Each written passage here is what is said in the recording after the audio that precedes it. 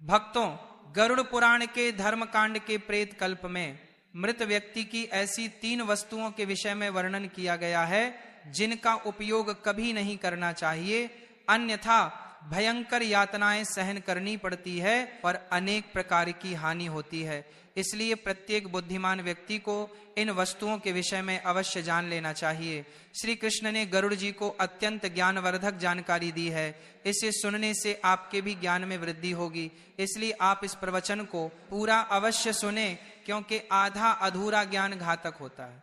दोस्तों, एक बार गरुड़ जी जो भगवान विष्णु के वाहन हैं, वे अपने मन में शंका लेकर भगवान श्री कृष्ण के पास द्वारका में आते हैं। अपने प्रिय वाहन गरुड़ को देखकर भगवान श्री कृष्ण प्रसन्न होकर उनका स्वागत करते हैं और कहते हैं, हे गरुड़, द्वारका में तुम्हारा स्वागत है। तुम्हारे आने से मुझे बड़ी प्रसन्नता हुई है। निस्संदेह तुम्हारे आने का कोई विशेष कारण होगा।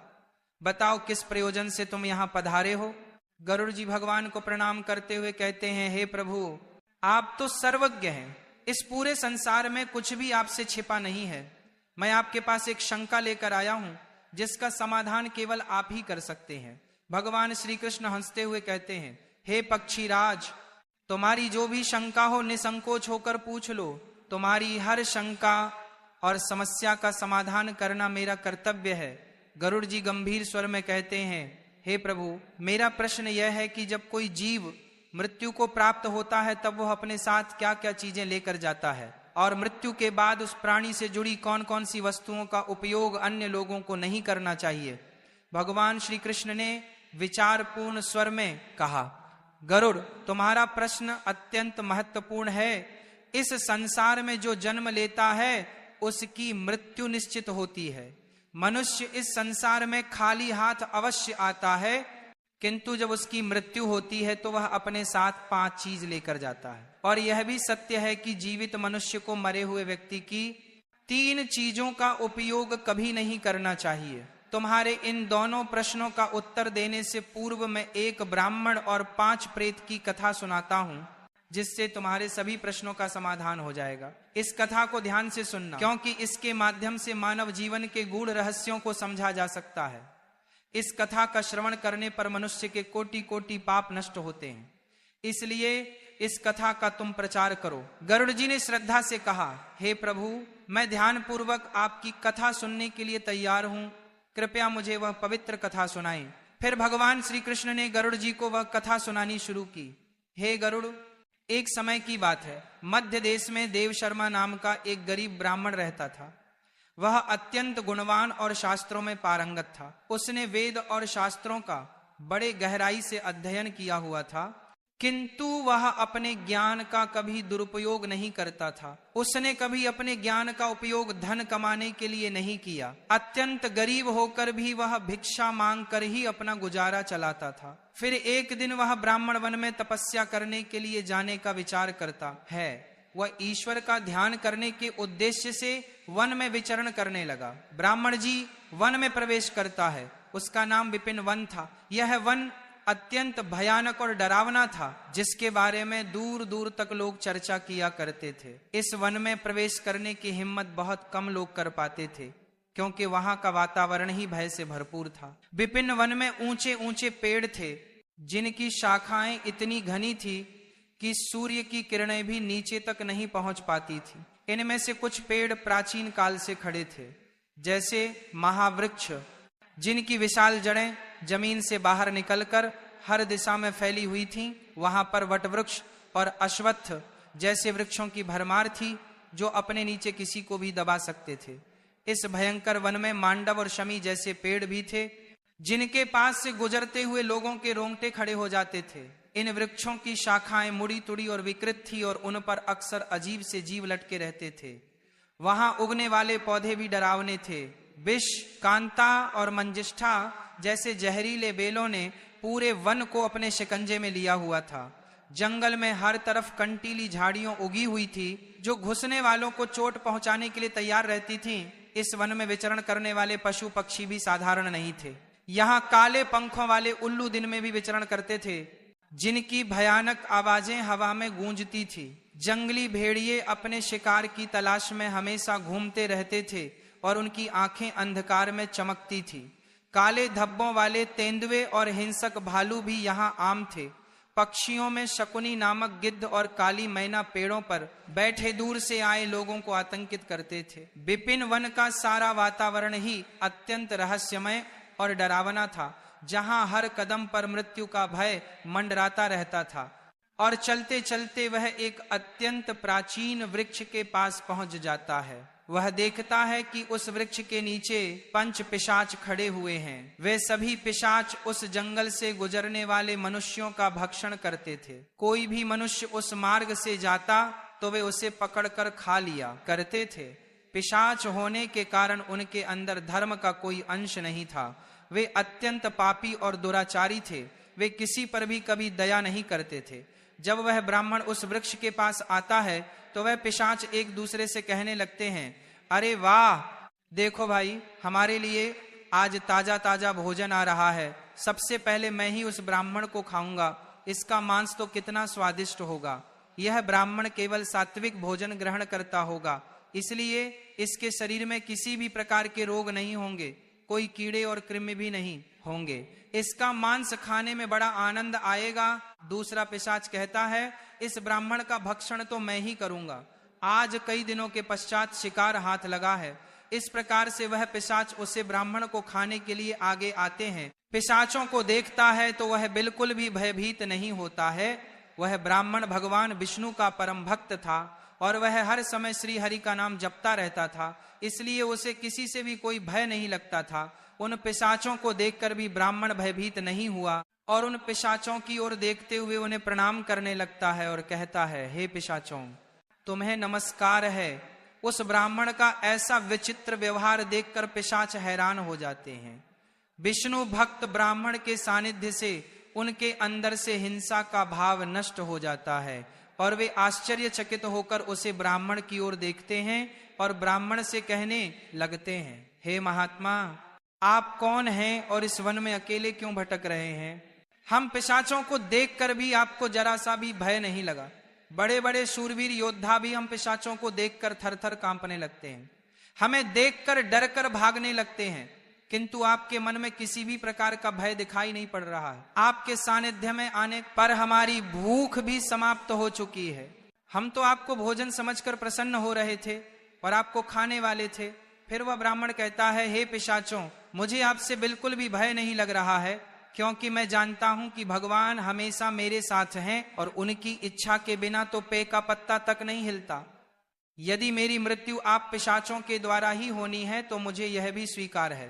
प्रभु ने मेरे भाग्य में जो भी लिख दिया है मुझे वह मंजूर है। यदि मुझे खाने से आपकी तृप्ति होती है तो मैं इसे मेरा सौभाग्य समझूंगा। इस संसार के प्रत्येक प्राणी को सुख प्रदान करना, उनकी तृप्ति करना ही प्रत्येक मनुष्य का कर्तव्य है। पिशाच भी ईश्वर द्वारा ही बनाए हुए हैं, इसीलिए मैं आपकी निंदा भला कैसे कर सकता हूं। ब्राह्मण के ऐसे वचन सुनकर वे सभी पिशाच आश्चर्यचकित हो जाते हैं और ब्राह्मण से कहने लगते हैं, हे ब्राह्मण देवता, आपके वचन अत्यंत सुंदर हैं, जिन्हें सुनकर ही हमारी तृप्ति हुई है। हम आपका भक्षण नहीं करेंगे। कृपया हमें बताइए कि आप कौन हैं और किस कारण से आप इस वन में भटक रहे हैं। वह ब्राह्मण कहता है, हे पिशाचों, मेरा नाम देव शर्मा है और मैं प्रभु की भक्ति करने के लिए इस वन में उचित स्थान खोज रहा था, किंतु आपको देखकर लगता है कि आप बहुत कष्ट में हैं। मुझे बताइए कि किस कारण से आपको पिशाच बनना पड़ा। यदि मैं आपकी कोई सहायता कर सकता हूं तो आप अवश्य कहें। मैं अपने सामर्थ्य के अनुसार आपकी जो भी हो सके मदद अवश्य करूंगा। ब्राह्मण की बातें सुनकर सभी पिशाच सुन्न हो जाते हैं और कहने लगते हैं, हे द्विज श्रेष्ठ, आपको बार बार प्रणाम है। हम सभी पिशाच हमारे पाप कर्मों के कारण ही बने हैं। हमने हमारे पितरों का अपमान किया है, इसी कारण से हमें यह पिशाच योनि प्राप्त हुई है। ना जाने कब हमें इस पिशाच के शरीर से छुटकारा मिलेगा। हमने मनुष्य रहते हुए भी बहुत पाप किए थे और पिशाच बनकर तो हमने अनगिनत पाप किए हैं। कितने ही निर्दोष मनुष्यों और प्राणियों को हमने मारकर खाया है। इसीलिए हमें ऐसा लगता है कि हमें कभी पिशाच योनि से मुक्ति नहीं मिलेगी। फिर ब्राह्मण कहता है, हे पिशाचों, मैं आपकी व्यथा को समझता हूं। कृपया आप मुझे बताइए मैं किस प्रकार से आपको मुक्ति दिला सकता हूं। मैं मध्य देश में रहने वाला देव शर्मा ब्राह्मण हूं। मैंने अनेक तप, व्रत और उपवास किए हैं, इसलिए आपकी मुक्ति के लिए भी यदि कोई व्रत उपवास हो तो मुझे बताइए, वह मैं अवश्य करने का प्रयास करूंगा। ब्राह्मण की बात सुनकर उन पिशाचों को समझ में आ जाता है कि यह ब्राह्मण तो उनका ही पुत्र है। वे पिशाच उसे ब्राह्मण के दादा परदादा हैं, जो पाप करने के कारण पिशाच बने हुए हैं। श्री कृष्ण कहते हैं, हे गरुड़, इस प्रकार से उन पिशाचों को यह ज्ञात हो जाता है कि वह ब्राह्मण उनका ही वंशज है। फिर वह सभी पिशाच अपने अपने पाप कर्मों के विषय में बताने लगते हैं। पहले पिशाच जिसका नाम उच्चिष्ट था वह आगे बढ़ा। उसका शरीर मांस और खून से सना हुआ था और उसकी आंखों में अधर्म की अग्नि जल रही थी। उसने कांपते हुए ब्राह्मण से कहा, मेरा नाम उच्चिष्ट इसलिए पड़ा क्योंकि मैं हमेशा दूसरों का बचा हुआ और झूठन खाया करता था। मैं पिछले जन्म में बृहस्पति था और तुम्हारा 5 पीढ़ी पहले का पूर्वज था। एक समय में मैं बहुत विद्वान और आदरणीय ब्राह्मण था। मैंने यज्ञ और अनुष्ठान किया, लेकिन धीरे धीरे मेरी लालसा बढ़ गई। मुझे लोगों द्वारा छोड़ा हुआ भोजन खाने की आदत पड़ गई। दूसरों के झूठे भोजन में मुझे स्वाद आने लगा। मैंने यह जानने के बावजूद कि यह अधर्म है, झूठे भोजन का आदान प्रदान शुरू कर दिया। एक दिन जब मैंने एक पवित्र यज्ञ के बाद बचा हुआ उच्छिष्ट भोजन खा लिया, उसी भोजन से मेरे शरीर में विष निर्माण हुआ और उसी क्षण मेरी मृत्यु हो गई। अब मैं पिशाच बनकर उच्छिष्ट भोजन करता हूं और यही मेरा श्राप है। दूसरा पिशाच जिसका नाम नग्न अंग था वह आगे आया। उसका पूरा शरीर नग्न था और उसकी हड्डियां दिख रही थी। उसने ब्राह्मण की ओर देखकर कहा, मेरा नाम नग्न अंग इसलिए पड़ा क्योंकि मैं हमेशा निर्वस्त्र रहकर स्नान करता था। पूर्व जन्म में मेरा नाम शरदचंद्र था और मैं तुम्हारा 6ठी पीढ़ी का पूर्वज था। मैं एक ब्राह्मण कुल में जन्मा था और मेरे पास ज्ञान और तप की शक्ति थी, लेकिन मैं अपने शरीर का घमंड करने लगा। मुझे स्नान करते समय नग्न रहने में आनंद आता था और मैंने समाज के नियमों का अपमान किया। मैं इसे स्वाभाविक मानता था, परंतु यह अधर्म था। एक दिन जब मैं नगर के तालाब में नग्न होकर स्नान कर रहा था, तभी जल देवता ने मुझे श्राप दिया कि मैं अपने घमंड के कारण पिशाच योनि को प्राप्त करूंगा। मेरी मृत्यु भी उसी तालाब में डूबने से हुई। अब मैं पिशाच हूं और मेरा शरीर हमेशा नग्न रहेगा, जैसे मैंने अपने ब्राह्मण धर्म का अपमान किया था। तीसरा पिशाच जिसका नाम शव वस्त्र था, उसके शरीर पर मृत लोगों के फटे हुए कपड़े लिपटे हुए थे।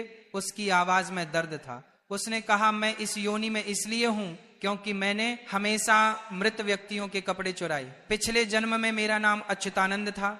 मैं तुम्हारे पूर्वजों में से था और एक आदरणीय ब्राह्मण कुल से संबंध रखता था, लेकिन मेरे मन में लोभ बढ़ गया था। मैं श्मशान भूमि पर जाकर मृतकों के वस्त्र चुराता और उन्हें बेचता था। मरे हुए लोगों के वस्त्र पहनकर मुझे सुख की अनुभूति होती थी। मेरे इस अधर्म को देखकर देवताओं ने मुझे श्राप दिया कि मेरी मृत्यु श्मशान में होगी और मैं पिशाच बनकर हमेशा शवों के वस्त्र पहनूंगा। मेरी मृत्यु श्मशान में ही हुई, जहां एक भयंकर पिशाच ने मुझे मार दिया। अब मुझे मृतकों के वस्त्र पहनने का श्राप मिला है।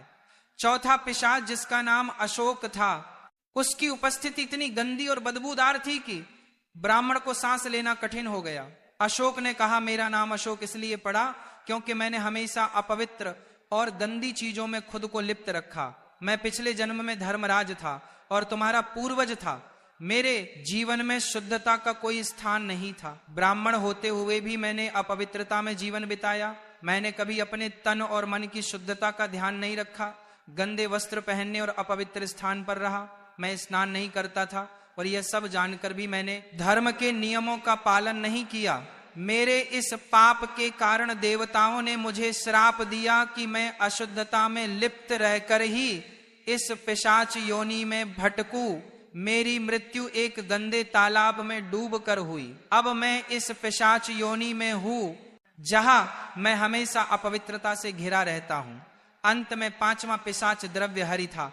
उसका मुख रक्त से लथपथ था और उसके हाथों में मांस के टुकड़े थे। उसने भयावह हंसी के साथ ब्राह्मण से कहा, मैं द्रव्यहरि हूं, क्योंकि मैं मांस और रक्त का लोभी था। पूर्व जन्म में मेरा नाम सोमदेव था और मैं तुम्हारा पूर्वज था। मैंने ब्राह्मण होते हुए भी हिंसा और क्रूरता का जीवन अपनाया। मुझे मांसाहार और हत्या में आनंद आता था। मैंने कई निर्दोष प्राणियों का खून बहाया और उनका मांस खाया। मैंने अपने परिवार और समाज की मर्यादाओं का उल्लंघन किया। मेरे इस अधर्म के कारण मेरी मृत्यु एक मांसाहारी भोज के दौरान हुई, जब मैंने एक गाय का मांस खाया। देवताओं ने मुझे श्राप दिया कि मैं इस पिशाच योनि में आकर रक्त और मांस का लोभी बनूंगा। अब मैं हमेशा द्रव्यहरी बना हुआ हूं। इस प्रकार से वे पिशाच कहते हैं, हे वत्स, हम हमेशा ही उचित वस्त्र पहनते थे। गंदे मैले वस्त्र पहनकर ही भोजन, पूजा पाठ आदि कार्य किया करते थे। हमने हमेशा ही उचिष्ट भोजन ही ग्रहण किया है। इसी कारण से हमारी यह दुर्गति हुई है। हम निर्वस्त्र होकर स्नान करते थे, जिस कारण से हमारे पितृगण हमसे रुष्ट हो गए। हमने कभी पितरों के लिए भोजन अर्पित नहीं किया। इसी कारण से हमें मृत्यु के पश्चात प्रेत बनना पड़ा। फिर वे पिशाच कहते हैं, हे वत्स, हम तुम्हारे ही वंश से हो, हम तुम्हारे पूर्वज हैं। यह ईश्वर की ही कृपा है कि उन्होंने तुम्हें हमारे पास भेजा है। अब हमें यकीन हो गया है कि तुम हमें मुक्ति अवश्य दिलाओगे। हे वत्स, तुम अभी जाओ और हमारी मुक्ति के लिए उपाय करो। अपने पूर्वजों की ऐसी दशा देखकर वह ब्राह्मण अत्यंत दुखी हो जाता है और सोचने लगता है कि प्रत्येक मनुष्य का यह निहित कर्म है कि वह अपने पूर्वजों को मुक्ति दिलाने के लिए कार्य करे। वह ब्राह्मण उन पिशाचों को वचन देता है और कहता है, हे पितामह, मैं आपकी मुक्ति के लिए अवश्य उपाय करूंगा। फिर वह ब्राह्मण मुनि अगस्त्य के पास जाता है और उन्हें पितरों की मुक्ति के लिए उपाय पूछता है। मुनि अगस्त्य उसे ब्राह्मण को पितरों की मुक्ति के लिए किए जाने वाले तर्पण, श्राद्ध, पिंडदान, दान, धर्म आदि क्रियाओं के बारे में बताते हैं। फिर वह ब्राह्मण पवित्र नदी के तट पर जाकर अपने पूर्वजों के लिए वे सभी कार्य करता है जो मुनि अगस्त्य ने बताए हुए होते हैं। वह पहले नदी के पवित्र जल से तर्पण करता है, फिर नदी के तट पर बैठकर पिंडदान करता है और उससे जो कुछ भी हो सके उसी के अनुसार दान धर्म करता है। इस प्रकार से उसे ब्राह्मण के द्वारा तर्पण और दान धर्म करने से वह सभी पिशाच मुक्त हो जाते हैं और स्वर्ग की ओर जाने लगते हैं। फिर श्री कृष्ण गरुड़ से कहते हैं, हे गरुड़, इसीलिए मनुष्य को कभी उच्छिष्ट वस्त्र नहीं पहनने चाहिए, अर्थात गंदे और मैले कपड़े नहीं पहनने चाहिए। कभी उच्छिष्ट भोजन ग्रहण नहीं करना चाहिए। दूसरों का झूठा जमीन पर पड़ा हुआ, दूसरों के द्वारा लांघा गया तथा पितरों को अर्पण किए बिना किया गया भोजन उच्छिष्ट भोजन होता है। हे गरुड़, अब मैं तुम्हें मृत व्यक्ति की उन वस्तुओं के विषय में बताता हूं जिनका उपयोग जीवित मनुष्य को कभी नहीं करना चाहिए, इसीलिए तुम ध्यान से सुनो। हे गरुड़, मनुष्य इस संसार में जन्म लेकर कई भौतिक सुखों के मोह में पड़ जाता है। मृत्यु के बाद भी उसका उन वस्तुओं के प्रति मोह नहीं छूटता है। जब तक मनुष्य सांसारिक वस्तुओं का मोह त्याग कर संपूर्ण रूप से ईश्वर को अपना नहीं लेता, तब तक वह अलग अलग योनियों में जन्म लेकर पृथ्वी लोक पर ही भटकता रहता है। कभी कभी यह मोह इतना अधिक होता है कि वह मृत्यु के बाद भी इसी पृथ्वी लोक पर भ्रमण करता है, अर्थात वह प्रेत योनि धारण करता है। यदि किसी मनुष्य की अकाल मृत्यु हो जाती है तो वह भी प्रेत योनि में चला जाता है और प्रेत बनकर वह अपने ही परिवार के लोगों को दुख देने लगता है। कई बार मनुष्य अपने मृत परिजनों की वस्तुओं को उनकी याद में अपने पास रख लेते हैं या उनकी वस्तुओं का उपयोग भी करने लग जाते हैं, लेकिन मनुष्य को मृत व्यक्ति की कुछ वस्तुओं का उपयोग कभी नहीं करना चाहिए, क्योंकि इन वस्तुओं के साथ उस मृत व्यक्ति की ऊर्जा जुड़ी हुई होती है। उस मृत व्यक्ति का उन वस्तुओं के प्रति मोह बहुत अधिक होने के कारण वह मृत्यु के बाद भी उन वस्तुओं से जुड़ा रहता है, और यदि कोई इन वस्तुओं का प्रयोग करता है तो उसे कई परेशानियों का सामना करना पड़ता है। वह मृत आत्मा उसे कई प्रकार से कष्ट देने लगती है। इसलिए किसी भी मनुष्य को मरे हुए व्यक्ति की चीजों का इस्तेमाल कभी नहीं करना चाहिए। मनुष्य चाहे तो उन वस्तुओं को संभाल कर अपने घर में रख सकता है अथवा उन चीजों को नदी के जल में प्रवाहित कर सकता है, लेकिन भूल से भी उनकी वस्तुओं का इस्तेमाल नहीं करना चाहिए। उस मृत आत्मा की शांति के लिए मनुष्य उस व्यक्ति की प्रिय वस्तुओं का दान करता है तो यह बहुत ही शुभ होता है। सबसे पहली वस्तु है मृत व्यक्ति के कपड़े।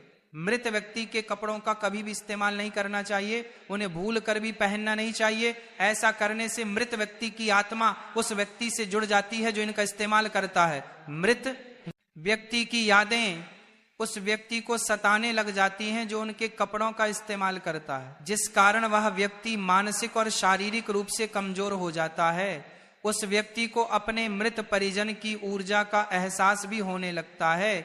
इसलिए मृत व्यक्ति के कपड़े कभी भी नहीं पहनने चाहिए। मृत व्यक्ति के कपड़े हमेशा दान कर देने चाहिए, जिससे उसकी आत्मा को शांति प्राप्त हो जाती है। दूसरी चीज है मृत व्यक्ति के गहने। मृत व्यक्ति के गहने भी उसके कपड़ों की तरह ही उसकी ऊर्जा के स्रोत होते हैं। मृत व्यक्ति का अपने गहनों से लगाव कपड़ों से भी कई गुना ज्यादा होता है, क्योंकि प्रत्येक व्यक्ति गहने खुद को सुंदर प्रतीत करने के लिए पहनता है। लेकिन जब व्यक्ति की मृत्यु हो जाती है और उसके गहने कोई दूसरा व्यक्ति पहन लेता है, तब मृत व्यक्ति की आत्मा असहज महसूस करने लगती है। वह आत्मा उस व्यक्ति को परेशान करने लग जाती है। आत्मा मोक्ष की राह पर ना जाकर इसी मृत्यु लोक में अपने ही परिजनों को परेशान करने लग जाती है। इसलिए मृत्यु व्यक्ति के गहनों का कभी भी इस्तेमाल नहीं करना चाहिए। व्यक्ति की मृत्यु के बाद उसके गहनों को गलाकर अन्य आभूषण करवा लेने चाहिए, अन्यथा उन्हें मंदिर में दान कर देना चाहिए। तीसरी वास्तु है मृत व्यक्ति की माला। जीवित रहते हुए इंसान अपनी माला से मंत्रों का जाप करता है। उसके गले की माला ही उसके जीवन भर के पुण्यों की कुंजी होती है। मृत्यु के बाद व्यक्ति की माला को कभी जीवित मनुष्य को धारण नहीं करना चाहिए। उसकी माला को पवित्र नदी के जल में प्रवाहित कर देना चाहिए। पवित्र नदी उस मृत व्यक्ति के सभी पुण्यों को बहाकर स्वर्ग में ले जाती है। श्री कृष्ण कहते हैं, हे गरुड़, मृत्यु के बाद मनुष्य अपने साथ केवल अपने पाप और पुण्य लेकर जाता है। सभी भौतिक वस्तुओं को यहीं पर छोड़ देता है। इसलिए उसे कभी उन वस्तुओं के प्रति अत्यधिक मोह नहीं करना चाहिए। श्री कृष्ण कहते हैं, हे गरुड़, मृत्यु के बाद आत्मा के साथ कुछ ऐसी चीजें होती हैं जो अगले जन्म में भी साथ जाती हैं। ये चीजें आत्मा के कर्म और इच्छाओं से जुड़ी होती हैं। अब मैं तुम्हें उन 5 बातों के बारे में विस्तार से बताऊंगा।